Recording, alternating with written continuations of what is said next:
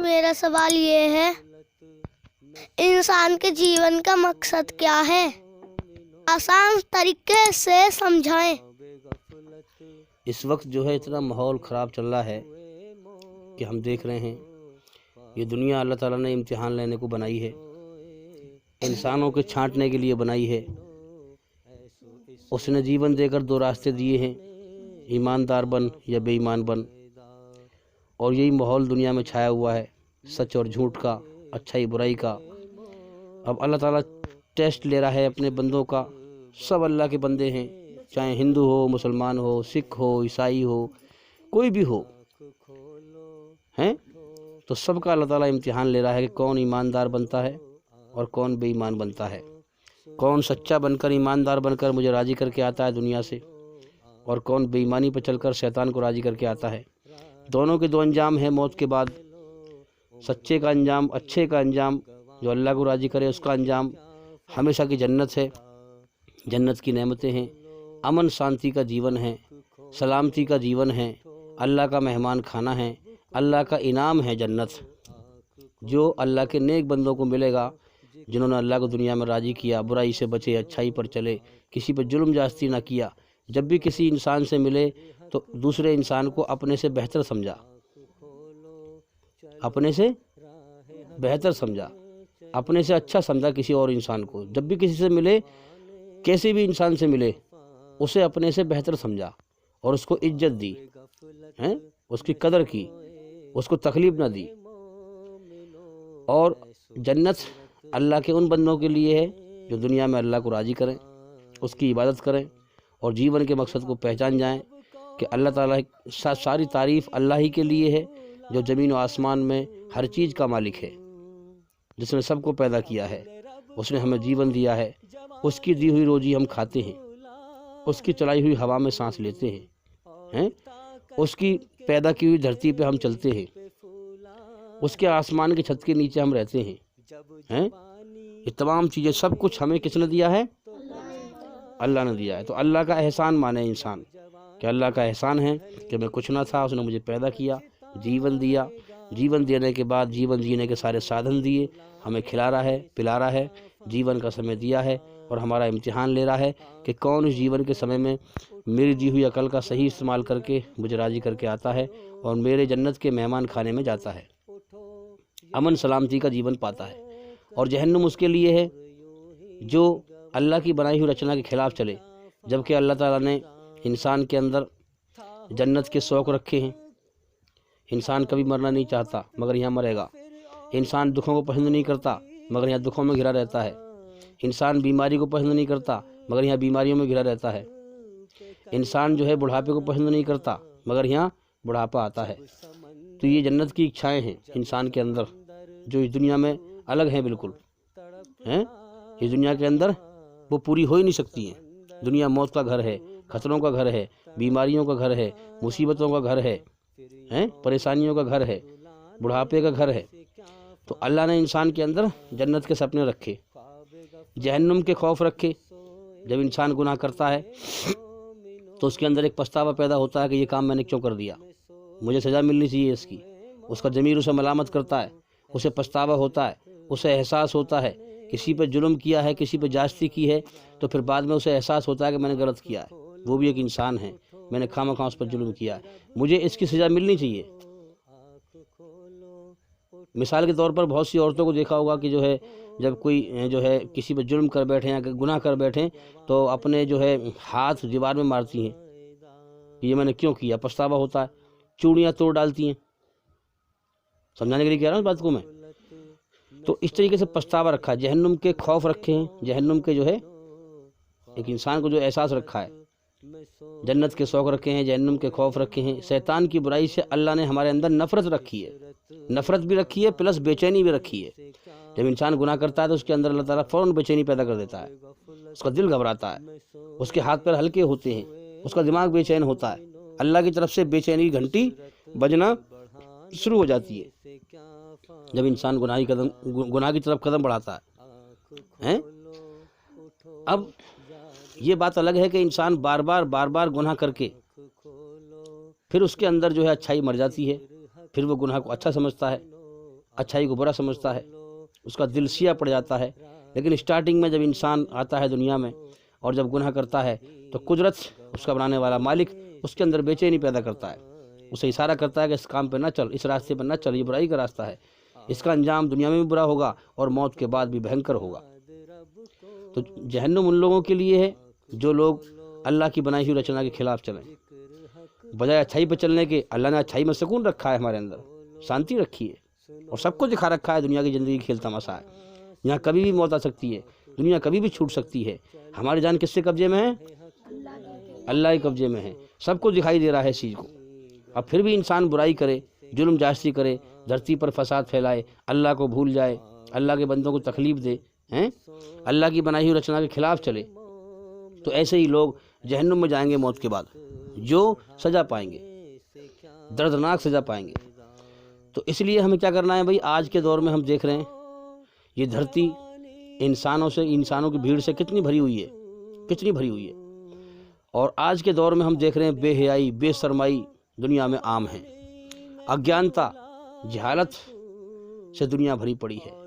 اللہ کی کتنی اچھی دھرتی ہے، کتنا شانتی کا ماحول ہے، پیڑ پودے، ہریالی، پھلواڑی، باغات، کتنا شانتی کا ماحول ہے، اور شیطان نے اس دھرتی پر، امن شانتی کی دھرتی پر فساد پھیلوا رکھا ہے، قتل و غارت پھیلوا رکھا ہے۔ شیطان دکھتا نہیں ہے، ہمارے اندر ہی ہے جو ہمیں بھٹکاتا ہے۔ ہمیں اس کے غلط خیال سے بچنا ہے، اس کے بھٹکاوے سے بچنا ہے۔ تو آج کے دور میں کتنا غفلت کا دور ہے۔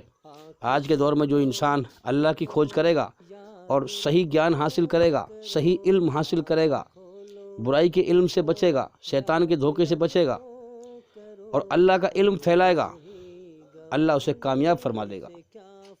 کیونکہ آج کے دور میں ہم دیکھ رہے ہیں، اس زمانے میں غفلت کی نماز پڑھنے والے بہت ہیں، ہاں، دنیا پرست زیادہ ہیں۔ آج جو مسلمان بھی کہلا رہے ہیں، آج وہ بھی ہم دیکھ رہے ہیں زیادہ تر مسلمانوں کی بھیڑ دنیا پرست ہے، دنیا پہ دھیان لگا ہوا ہے، اللہ کا دین پیچھے کی چیز ہے۔ غفلت کی نماز پڑھ لیتے ہیں، غفلت کے روزے رکھ لیتے ہیں اور غفلت کے حج کر لیتے ہیں، کوئی پرواہ نہیں کہ پہلے ہم اللہ کا علم حاصل کریں، جبکہ سب سے پہلے اللہ تعالیٰ نے قرآن مجید میں علم حاصل کرنے کا حکم دیا ہے کہ میرا علم حاصل کرو۔ جب تک انسان اللہ کا علم حاصل نہیں کرے گا اور ٹھیک سے اللہ کی پہچان نہیں کرے گا اور شرک سے نہیں بچے گا، اللہ کی کھوج نہیں کرے گا، اس کو اللہ کی ہدایت کیسے ملے گی؟ جب اللہ کی ہدایت نہیں ملے گی تو پھر اس کے نماز روزہ کس کام کے ہیں؟ اس لیے ہمیں پہلے ضروری ہے کہ ہم اللہ کا علم حاصل کریں اور اسے دنیا میں پھیلائیں۔ اب سوال یہ تھا کہ انسان کے جیون کا مقصد کیا ہے؟ بھائی دیکھو، ہم بات سمجھ لیں تو سن لیں غور سے انسان کے جیون کی حقیقت۔ اس دنیا میں انسان کا کچھ بھی نہیں ہے، سن لیں حقیقت میں اس دنیا میں انسان کا کچھ بھی نہیں ہے، کیونکہ یہ دنیا میں اکیلا آتا ہے، جب ماں کے پیٹ سے باہر آتا ہے پیدا ہو کر دنیا میں اکیلا آتا ہے، اور دنیا کی ساری چیزوں کے ذریعے امتحان دے کر اکیلا چلا جاتا ہے۔ بات سمجھ میں آ رہی ہے؟ جو کچھ دنیا میں کرتا ہے، کماتا ہے، بے ایمانی کرتا ہے، مکاری کرتا ہے، جھوٹ بولتا ہے، دنیا میں اکٹھا کرتا ہے، جب جیون کا سمے پورا ہوتا ہے تو سب کچھ یہیں چھوڑ کر اکیلا چلا جاتا ہے، اور امتحان دے کر اس کے کرم جو ہے اپنے اچھے برے کرم کر کے یہاں سے چلا جاتا ہے، اسی حساب سے اس کا فیصلہ ہوگا موت کے بعد۔ تو یاد رکھیں، انسان کے لیے یہ دنیا مکر و فریب ہے، دھوکہ ہے، کیا ہے؟ دھوکہ ہے۔ انسان اس دنیا کے مکر و فریب میں اللہ کی عبادت کرنے کو اور اللہ کو راضی کرنے کو پیدا کیا گیا ہے، کہ دنیا میں جا کر اللہ کو پہچانے، دنیا کے دھوکے کو پہچانے، اللہ کی دی ہوئی عقل کا صحیح استعمال کرے اور اس دنیا کی حقیقت پر غور کرے کہ یہ زندگی بیکار ہے، ہماری جان اللہ کے قبضے میں ہے، کبھی بھی ہم مر سکتے ہیں، کبھی بھی دنیا چھوٹ سکتی ہے۔ تو پھر اپنے اصل دھیان کو دنیا سے ہٹا کر اللہ کی طرف لگائے، پالنے والا اللہ ہے۔ سمجھ میں آ رہی ہے بات؟ اگر یہ انسان اس دنیا کے دھوکے سے بچ کر اللہ کا بن کر مر کر جائے گا تو جنت میں ہمیشہ کا جیون پائے گا۔ سمجھ میں آ رہی ہے بات؟ اس دنیا سے دل کو ہٹائے گا، دھیان کو ہٹائے گا، اللہ کو راضی کر کے اللہ کا بن کے جائے گا، دل کو اللہ کے حوالے کر کے جائے گا، تو جنت میں ہمیشہ کامیابی کا جیون پائے گا، اللہ کا انعام پائے گا۔ ورنہ جہنم کی آگ میں جائے گا۔ اگر یہ اللہ کو بھول کر دنیا کے چکر میں اور شیطان کے چکر میں دھوکہ کھا کر مر جائے گا تو مرنے کے بعد کہاں جائے گا؟ نرک کی آگ میں، جہنم کی آگ میں۔ تو بھی اللہ کی بنائی ہوئی رچنا کے آدھار پر حرام سے بچیں اور حلال پر چلیں، سچ پر چلیں، جھوٹ مکر و فریب چھوڑ دیں۔ حضور صلی اللہ علیہ وسلم نے فرمایا کہ جب انسان ایک دانہ بھی حرام کا پیٹ میں، جب انسان کے پیٹ میں ایک دانہ بھی حرام کا جاتا ہے تو اللہ پاک کا عذاب شروع ہو جاتا ہے، اللہ پاک کی سزا شروع ہو جاتی ہے۔ اللہ نے کوئی چیز بنائی ہے، جب تم اس کے خلاف چلو گے، جبکہ بنائی ہے کسی اور مقصد کے لیے اور تم اس کے خلاف چلو گے تو اس کا پھر ریئیکشن ہوگا، اس کا نقصان ہوگا۔ تو یاد رکھیں، دنیا ساری مکر و فریب ہے، دھوکہ ہے، دنیا تھوڑے دنوں کا سودا ہے۔ ہاں، اس لیے ہمیشہ کی جنت کو حاصل کرو، یہاں سے ہم کبھی بھی جا سکتے ہیں۔ دنیا تھوڑے دنوں کا سودا ہے، اللہ کو راضی کریں، اس دھوکے میں نہ پڑیں۔ تو بھئی یاد رکھیں، اللہ تعالیٰ نے ہر زمانے میں نبی بھیجے سچ اور جھوٹ دکھانے کے لیے ہیں۔ آج بھی ہم دیکھیں پوری دنیا میں ڈاکٹر ذاکر نائک صاحب کے ذریعے سے اللہ تعالیٰ سچ اور جھوٹ کو دکھا رہا ہے اور سمجھا رہا ہے۔ اس لیے ہم دیکھ رہے ہیں شیطان کو آج تکلیف ہو رہی ہے اور شیطان کو بہت بڑی بے چینی، کہ شیطان کا جو اصل گھر ہے کیا ہے؟ جہنم، اور وہ چاہتا ہے کہ میں جتنے انسانوں کو چاہوں جہنم میں لے جاؤں اپنے ساتھ۔ یہ کسی بھی طرح سے سچائی کو نہ سمجھ پائیں، دھوکے میں بھٹکتے رہیں۔ دنیا میں ہم دیکھیں پوری دنیا ہے، اور پھر گیم ہیں، فلم ہیں، ناٹک ہیں، تاش ہیں، جوا ہے، ان چیزوں میں لگا رکھا ہے لوگوں کو، تاکہ جیون کا سمے اسی میں برباد کر کے مر جائیں اور مرنے کے بعد جہنم کی آگ میں جائیں۔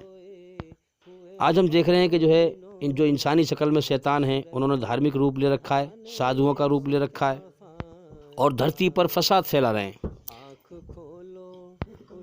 ان انسانی شکل میں سادھوؤں، شیطانوں کو بے چینی ہو رہی ہے، کیونکہ لوگ دھوکے سے نکل کر سچ کو جان رہے ہیں آج قرآن کے دوارا ہیں، اور جتنے بھی لوگ اللہ کے بندے دین کو پھیلا رہے ہیں ان کے دوارا اللہ تعالیٰ سچائی کو پھیلا رہا ہے، اور لوگ اپنے سچے مالک اللہ سے جڑ رہے ہیں۔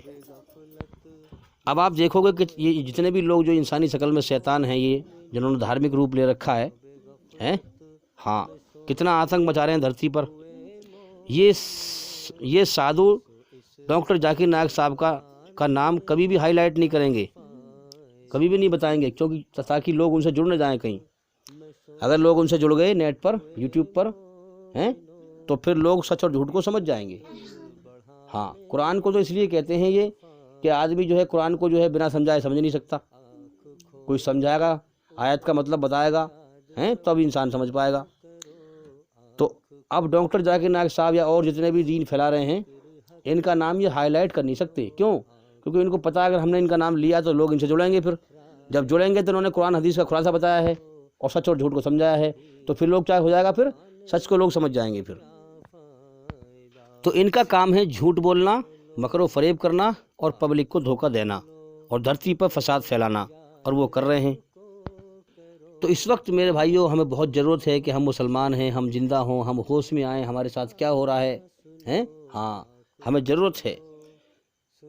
آج انسانی شکل میں شیطان مسلمانوں کو مٹانے کی تیاری کر رہے ہیں، جنگ کی تیاری کر رہے ہیں۔ تو اس لیے ہمیں ایمان کی ضرورت ہے، ہمیں اللہ کی ضرورت ہے، ہمیں ہتھیارے کی ضرورت نہیں ہے۔ کافر محتاج ہے ہتھیاروں کا، مال کا، دولت کا، شہرت کا، عورت کا، کافر محتاج ہے، ہم نہیں ہیں۔